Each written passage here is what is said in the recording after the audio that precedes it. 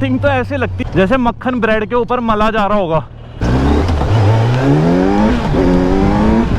बाकी छोड़ दे अगर गियर तो बंदा क्या, जब तक लिया नहीं पंगा, जब तक हुआ नहीं दंगा तो चंगा क्या। शायरी में बोल देने वाली बातें हैं, पर असल में भैया पंगों से दूर रहो। पंगे बेकार चीज है। वाणी से खेलो बाबा, वाणी से जीवन में अपने बल का प्रमाण दो। हाथों से नहीं, बल हाथ से थोड़ी, बल बल अंदर से, आत्म बल, दैट्स द रियल बल।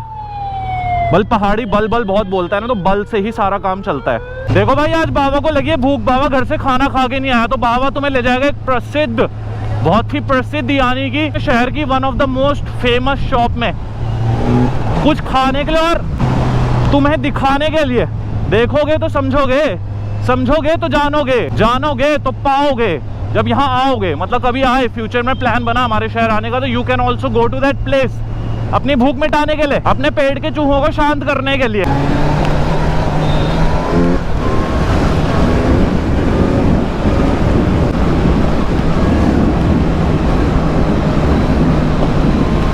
बल पेट के चूहे तो मेरे वहां जाकर शांत हो जाएंगे, पर दिल में जो तरंग उठी है ना, वो तरंग यहाँ पर थ्रॉटल को खींचकर दंग कर आसपास की जनता को दंग करके, ना तंग दंग यानी कि भौचक्का छोड़कर, तब मिटेगी दिल में उठी तरंग। दंग दंग कर देंगे हम, पर बाबा अड़दंग नहीं पड़ेंगे कभी मत। बैलेंस हमेशा रहेगा, नियमित बैलेंस हमेशा रखेंगे, सुयोजित ढंग से खेलेंगे, कभी उल्टा नहीं पड़ेंगे, तुम्हारे सामने रहेंगे हमेशा सीधा। जाएगी बाइक नीचे, जमीन को छूकर वापस ऊपर आ जाएगी, टायर स्केट मारेगा पर कभी लेटेगा नहीं। व्हाट्सअप माय प्यारी जनता, मेरे मित्र, मेरे दोस्त, मुझे चाहने वालों, मेरे सब्सक्राइबर्स जो बेइंतहा मोहब्बत करते हैं मुझसे बिना किसी condition, without any condition applied, जो मुझसे कभी नहीं करते फाइट, देते हैं साथ, अनकंडीशनल लव। स्वागत करता है तुम्हारा भाई फिर से एक नए ब्लॉग में, मोटो व्लॉग में, तुम्हारी 900 में, orange the mighty orange beast dinosaur में। घुर्राती तो है ही, ट्रैफिक को पीछे भी छोड़ती जाती है, आगे केवल यही निकल पाती है। बाबा इनलाइन 4 का कमाल ऐसा है ना कि धरती पे एक ऐसा धमाल है जो धमाका न केवल होता है पर इसकी गूंज दूर दूर तक सुनाई देती है। When you roar it on the streets, जब तुम सड़कों में इसे लेकर चलते हो और इसे रॉर करते हो तो इसकी गूंज हर जगह सुनाई देती है। प्लान्स किस तरह से हैं? आज के प्लान से बहुत सिंपल और सरल की धूप निकल गई है, गर्मियों का वेदर आ चुका है, पर अपनी जील खत्म नहीं हो रही इसे चलाने की। अपने को क्या है कि फील्ड नेक्स्ट लेवल पे जा रहा है, जो जील है ना वो रोज बढ़ती जा रही है। आज फिलहाल हमारे साथ है हमारे कुछ मित्र, और मित्र जो हैं ये हमारे साथ चलेंगे राइड पर, हमारे प्रिय मित्र। तो कुछ आज होने वाली है अच्छी हाइपर राइड, साथ साथ भाई को थोड़ा भयभीत किया जाएगा, जैसे कि भाई हर बार होते ही हैं। भय भीत कर कर हम भाई को भय से मुक्त करेंगे, क्योंकि भय मुक्त होने के लिए तुम्हें भय को छोड़ना पड़ता है, समझ रहे हो, और उसके लिए तुम्हें उससे जूझना पड़ता है। तभी तो देखो जब मैंने फर्स्ट डे थ्रोटल घुमाया तो भय तो मुझे भी लगा ना, पर आज वो शंका और वो भय दूर हो चुका है, क्योंकि आज हाथ सद चुके हैं, आज अकॉर्डिंग टू दिस ढल चुके हैं हम। ये मुझे लगता है पतझड़ का मौसम होता है ना, इस समय पे सारे पत्ते जो है वो पेड़ों से अलग होकर नीचे धरती पर, भूमि पर लिपट जाते हैं। नए वो आते हैं ना फल, हाँ, नए फल फूल के आने का वक्त होता है और पुराने के जाने का वक्त होता है। यानी कि जैसे सांप अपनी स्किन को श्रेड करता है, वैसे ही यहाँ पे जो पेड़, हम भी यही करते हैं, हमारी भी खाल निकलती है जब सीजन चेंज होता है, गर्मी के बाहर निकाल देते हैं ना। हाँ, नई खाल आती है, नवीकरण होता है हमें। पेड़ पौधे भी खुद को श्रेड करते हैं, जैसे एक सांप की ऊपर की स्किन चेंज होती है, फ्रेश स्किन आती है, वैसे ही पेड़ों में भी फ्रेश फसल, फ्रेश फल और फ्रेश फूल आते हैं। एक तरह से कह लो ना, अपनी डेड स्किन साफ कर रहा है। The thing which is not required any more, the lifeless part of it, उसको वो रिमूव कर देता है और उसमें वापस से लाइवलीनेस आ जाती है। फिलहाल ही ट्रैफिक से मुक्ति कब मिलेगी? ट्रैफिक का कब नवीकरण होगा? When it will be renewed, renew होके थोड़ा बेहतर हो जाए, थोड़ा ढंग से चलने लग जाए, थोड़ा चीजें जो है वो, और ये देखो पत्तियां दिख रही नीचे हल्की हल्की। इस हसल वसल से अभी तो तुम्हें ट्रेलर दिया है, अभी तुम्हें पिक्चर दिखाई जाएगी पूरी, जिस पिक्चर में जो अभी 10% हसल वसल तुम्हें दिख रही है, 100% दिखेगी, और उसके बीच से जूझते हुए हम अपने विश्व प्रसिद्ध आउटलेट में जाएंगे अपने शहर। यहाँ पर हमें खाने के लिए मिलेगा बहुत ही बेहतरीन क्विजीन, और उस जगह के बारे में डिटेल देने से पहले इस हसल को, इस जंग को निपटा लेता हूँ, जो जंग है सड़कों पर मंजिल तक पहुँचने की। हाँ, यहाँ से निकलना पड़ेगा हमें। ये रास्ता यहाँ पर बनाया हुआ है संकरा सा, ताकि आदमी सीधा अंदर ना घुसे, कुछ लोग जो है वो कट जाएं बाहर से बाहर, जिनके लिए आवश्यक नहीं है ज़्यादा अंदर जाना, पर हमारे लिए तो है, क्योंकि हमें अंदर जाना है।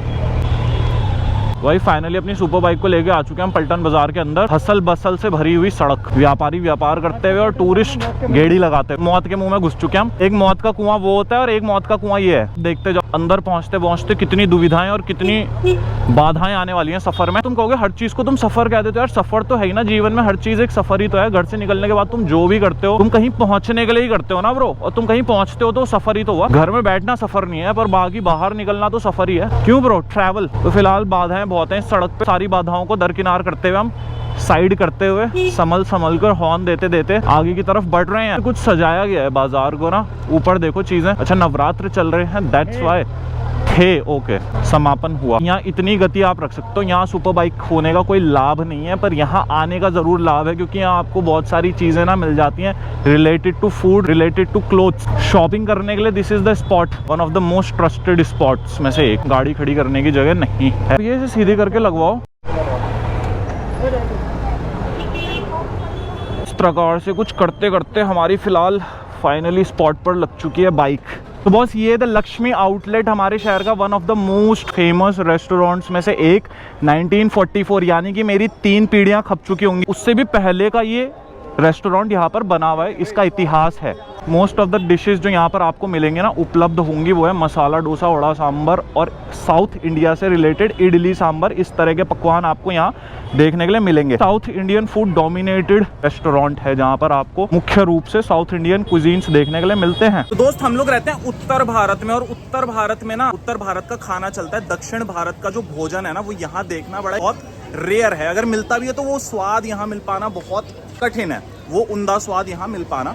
ऑब्वियसली बात है, देखो यहाँ नॉर्थ इंडिया की जब हम बात करते हैं तो राजमा चावल, इस तरह की जो दाल है, इस तरह की जो चीज़ें हैं ये ज़्यादा प्रसिद्ध है। नान हो गया, राजमा चावल। इसका ये अर्थ नहीं कि आप दक्षिण भारत में जाएंगे तो आपको नान और इस तरह की चीज़ें, राजमा जैसी चीज़ें नहीं मिलेंगी, पर जो जिस जगह का भोजन होता है ना, जिस स्थान का भोजन होता है, जिस जगह से वो इजाद हुआ होता है, वहाँ उसका बेस्ट टेस्ट आपको मिलता है। एक यूनिक चीज़ क्या है कि अगर आप लक्ष्मी रेस्टोरेंट में आते हैं ना, जो पलटन बाजार के अंदर स्थित है, दोस्त आपको साउथ इंडियन खाना तो देखने के लिए मिलेगा, बट उसका वो स्वाद आपको यहाँ पर मिल जाएगा, यहाँ पर प्राप्त हो जाएगा। जो स्वाद आप साउथ इंडिया में एक्सपेक्ट करते जाकर, वो टेस्ट, वो फ्लेवर आपको यहाँ देखने के लिए मिलेगा। इसलिए जगह बहुत यूनिक है। और आउटलेट्स भी हैं यहाँ पर आपको साउथ इंडियन फूड कुजीन देखने के लिए मिलता है, बट वो टेस्ट, वो फ्लेवर, वो फ्रेग्रेंस, तो इसकी नींव उस समय से रखी गई थी। लोगों के हाथ में वो स्वाद बसता है। इसका सबसे बड़ा प्रमाण है ये भीड़ जो अंदर से बाहर की तरफ आ रही है।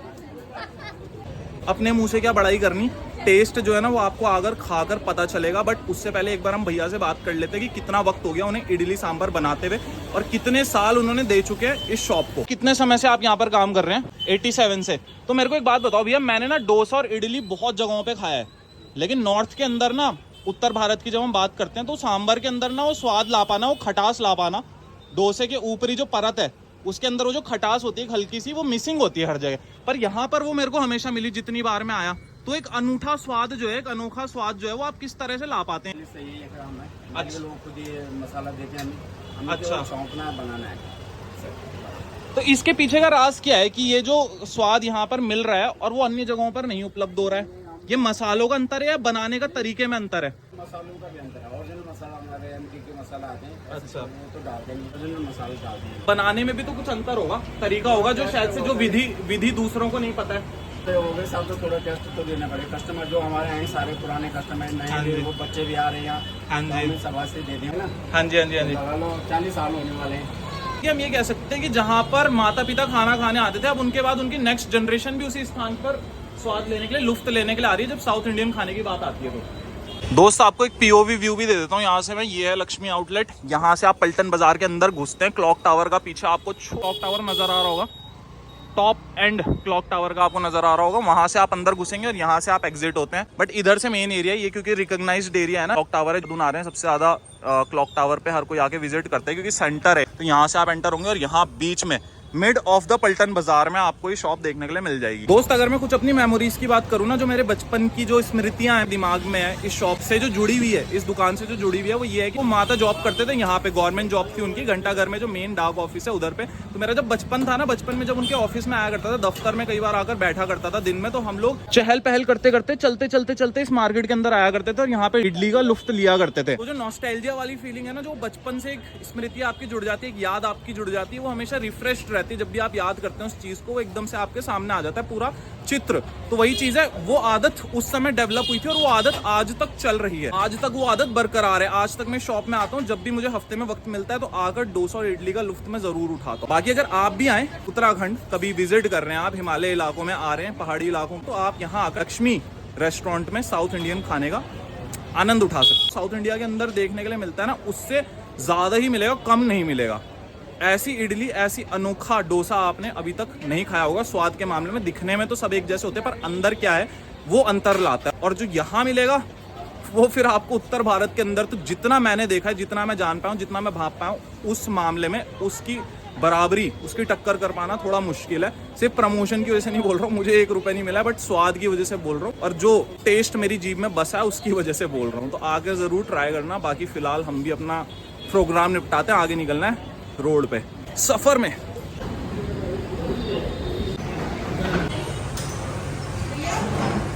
तो शुरुआत ना इडली से की जाती है, क्योंकि इडली ना एपेटाइजर का काम करती है, वो पेट में जगह बना लेती है, जिसे कहते हैं ना खाने से पहले थोड़ा हल्की चीज। इडली का क्या होता है, राइस से बनी होती है, ऊपर से सांभर होता है, लिक्विड होता है, तो वो पेट में जाकर थोड़ा जैसे सूप होता है ना, भूख बढ़ा देता है, वो पेट की भूख, अग्नि को प्रज्वलित कर देता है। हमेशा का रिचुअल ये है कि उसके बाद हम डोसे की तरफ टूटते हैं। पहले इडली से पेट में जगह थोड़ी सी भर ली जाती है, थोड़ा सा स्पेस क्रिएट कर दी जाती है, नहीं तो सीधा डोसा डालेंगे दैट क्रिएट्स एसिड, थोड़ा सा एसिडिक हो जाता है। इसलिए पहले इडली खाओ, फिर उसके बाद डोसे की तरफ टूटो, अगर जगह शेष बची है पेट के अंदर तो दोस्त, जब निरंतर तुम रोज अभ्यास करते हो ना किसी चीज का, तो 1-2 साल में तुम उसमें पारंगत हो जाते हो। अब तुम सोचो 1944 से ये शॉप एग्जिस्ट करती है, तो ये लोग रोज उसी सांभर को, डोसे को, इडली को उसी विधि से बना रहे हैं, बार बार निरंतर। ऑब्वियस सी बात है, टेस्ट विकसित हो जाता है। मैं ये नहीं कहता कि इससे स्वादिष्ट इडली आपको और कहीं खाने के लिए नहीं मिल सकती, पर मैं ये जरूर कहूंगा कि ऐसा अनोखा टेस्ट आपको नहीं मिल सकता, क्योंकि एक फ्लेवर डेवलप हो गया समय के साथ साथ, काम करते करते, उसे रोज बनाते बनाते। किसी ने मेरे को कहा था रेस्टोरेंट बिजनेस ना